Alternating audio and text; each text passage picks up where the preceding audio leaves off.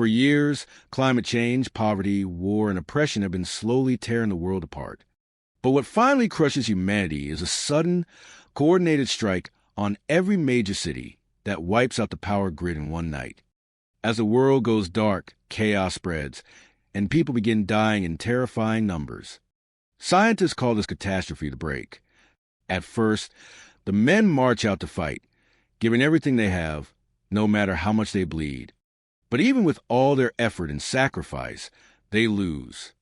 With most of the men gone, it's the women who strap on armor, pick up blades, and step into the war.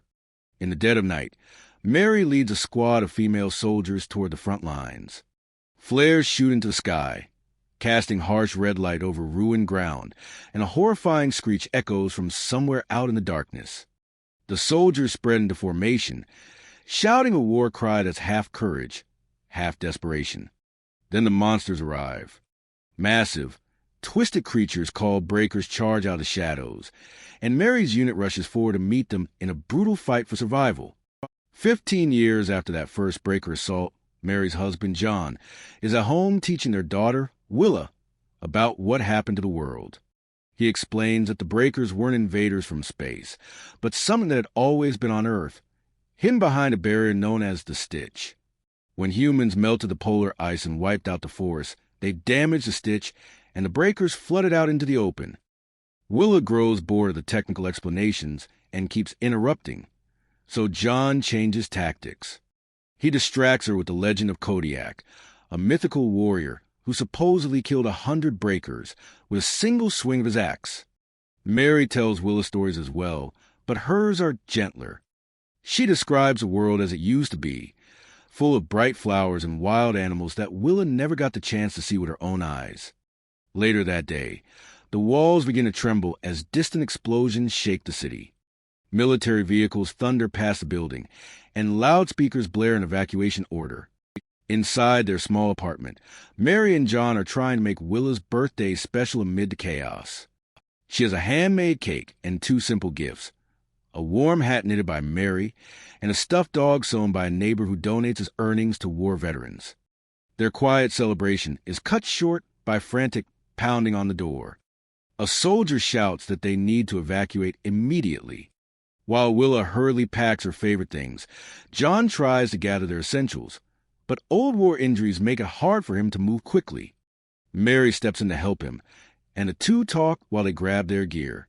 Mary explains that not long ago, her team successfully closed one of the Stitch rifts, but the breakers are still appearing.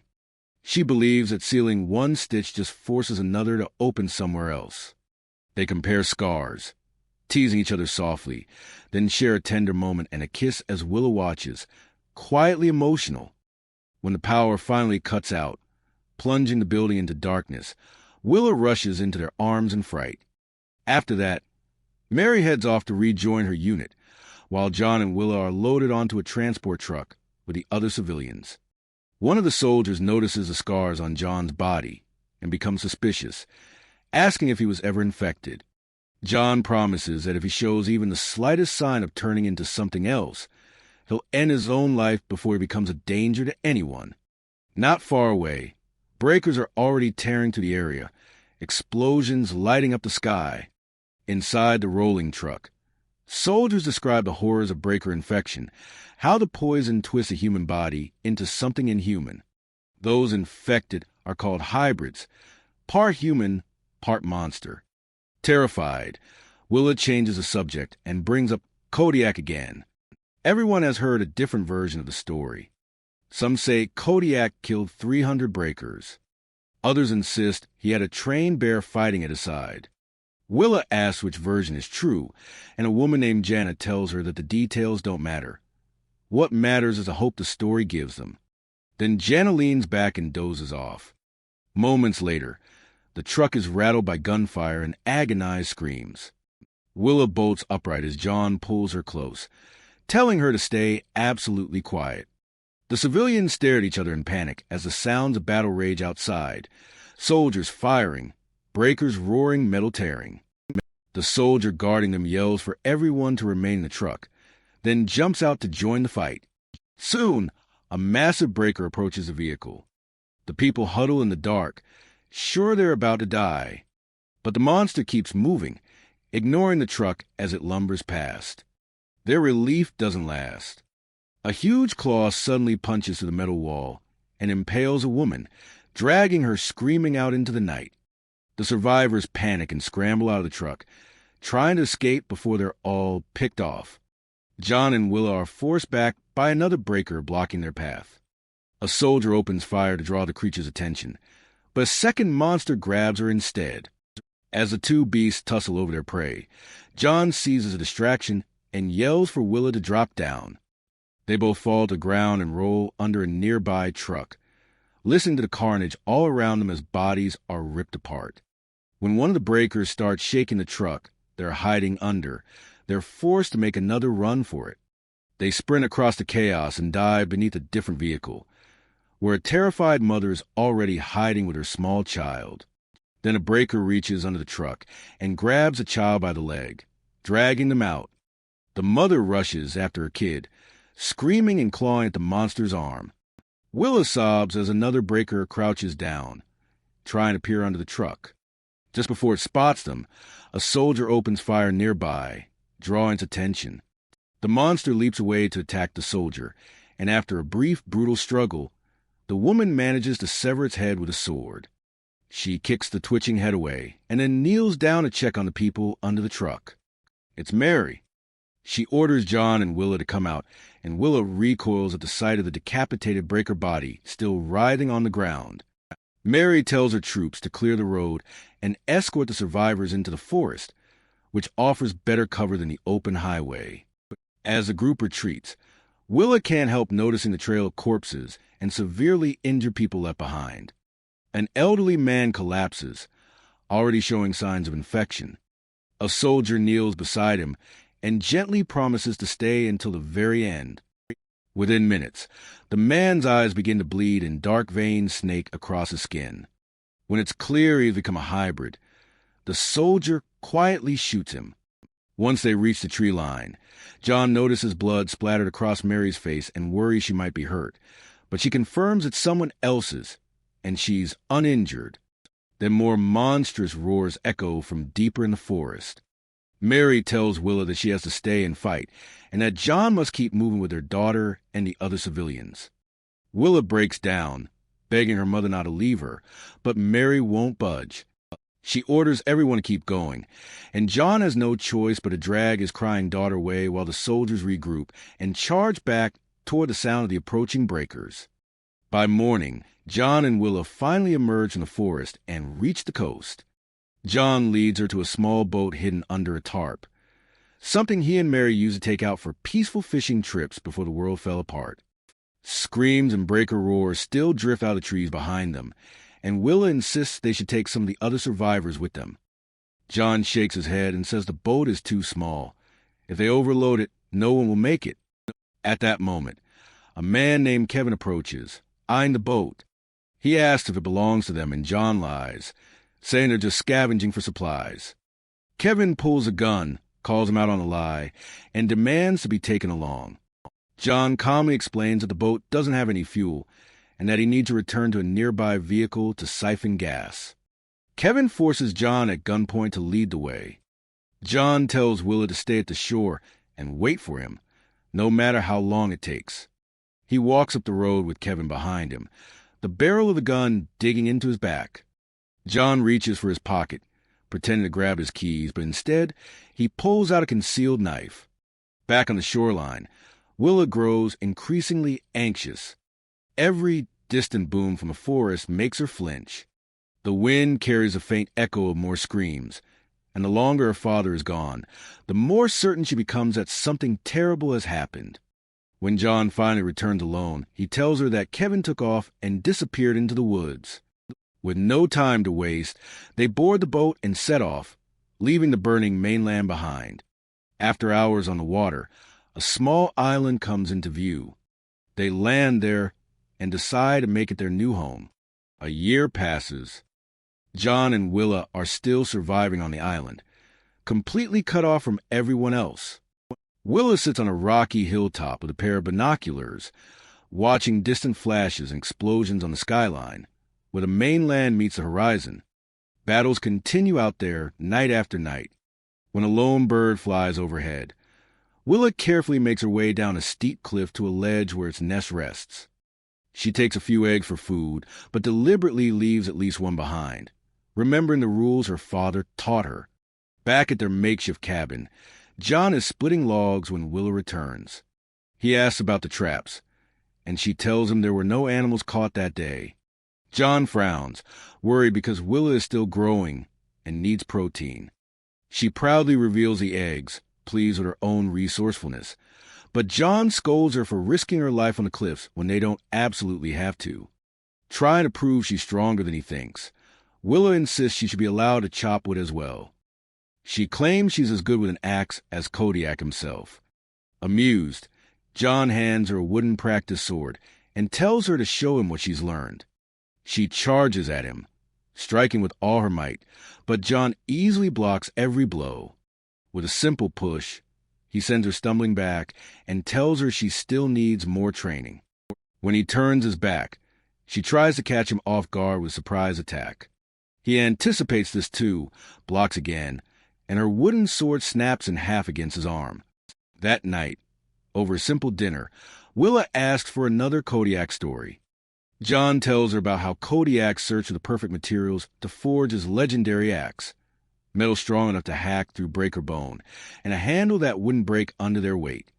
Kodiak was also the first person to notice a stitch fracture, a glowing crack in the earth. One day, as he stood watch, a breaker clawed its way out of that fault line. Kodiak didn't run. He swung once, clean and hard, and took the creature's head off. Because of him, humanity learned how to fight back. Willa wonders aloud if Kodiak might secretly be her father, but John laughs off the idea. He urges her to take the stories seriously, not as fantasies, because they're meant to give people hope. He believes that one day the war will end, the breakers will be gone, and they'll be able to return to the mainland and rebuild. Sometime later, the two go down to the shore and bury more mines in the sand as a defensive line. With binoculars, they scan the distant coastline where they can see breakers moving like shadows along the ruined shoreline. John explains that breakers don't have eyes like humans do. He suspects they rely on hybrids to see and hear for them, a twisted network of infected humans acting as their scouts. Willa asks what humanity did to deserve such an attack. John can only guess that, from the breakers' point of view, humans were the invaders, wrecking their world long before the stitch opened. Back in the forest, Willa continues training on an obstacle course John built from logs and ropes. As she runs, he quizzes her about what she's learned. How do you kill a breaker? Decapitation, she answers, panting as she climbs. And a hybrid? You crush the brain. He stalks around her, shouting vivid descriptions of breakers stomping through the trees and hybrids hunting her scent, trying to keep her on edge. Willa slips a few times but refuses to quit. She reaches into the course, grabs her wooden sword, and strikes at suspended bags that stand in for enemy heads. She stumbles near the end and misses her time goal, but John tells her she did well. Still not satisfied, Willa insists on running the course again. Later, while tending the garden, John is thrilled to discover a small patch of wild strawberries growing on the island. He hurries back and presents them to Willa like treasure. She's never seen them before, and when she tastes one, her eyes light up with joy. John tells her about his and Mary's wedding cake, layered with strawberries and cream, and for a moment, the world feels almost normal. One morning, Willa is refilling water bottles at a waterfall when she notices movement down on the beach. She spots a small figure stumbling along the shore. Instinctively, she reaches for her sword, then hesitates when she realizes it's just another girl, about her age. Willa calls out to her. The girl turns, sees Willa, and starts running toward her. Willa suddenly remembers the mines buried in the sand and sprints down the rocks, reaching the stranger just in time. She tackles her out of the path, and they land in the sand a breath away from the hidden explosives. Both girls tremble in shock, then slowly back away from the danger. The stranger bursts into tears and hugs Willa in terrified gratitude. Willa takes her to a hidden cave where she keeps blankets, books, and trinkets, a place she retreats to when she needs time away from her father. She shares fresh water with the girl and learns her name, Rosie.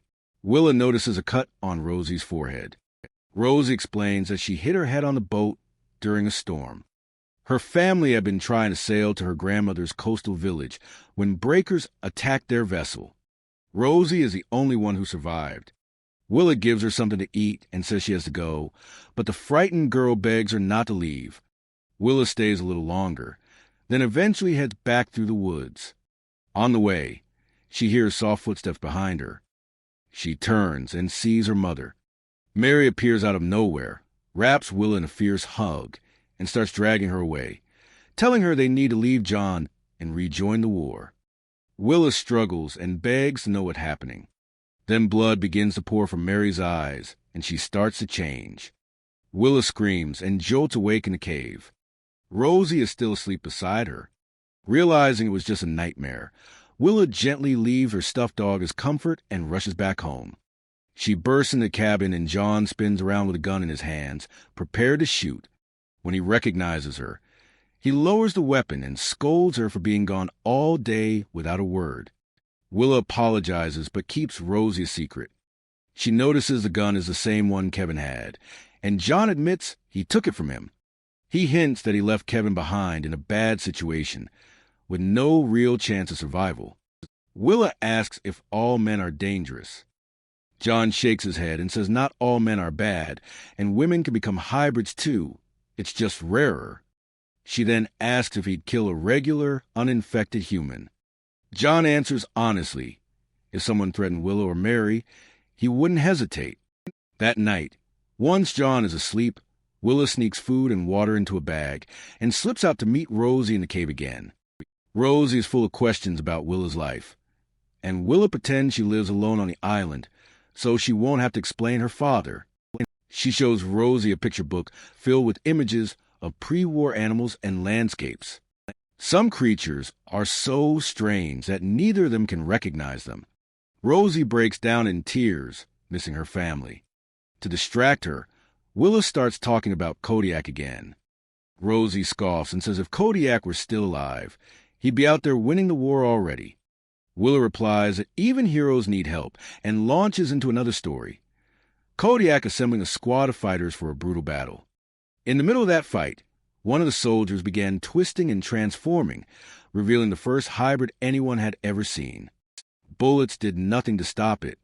Kodiak had to crush its skull with his axe to bring it down. That's how humanity learned hybrids can't be killed the same way as breakers. You have to destroy the brain. Willa insists that somewhere out there, Kodiak is still fighting, and that one day humans will turn the tide and win. She tells Rosie to wait for her, gives her the birthday hat her mother knitted, and heads home.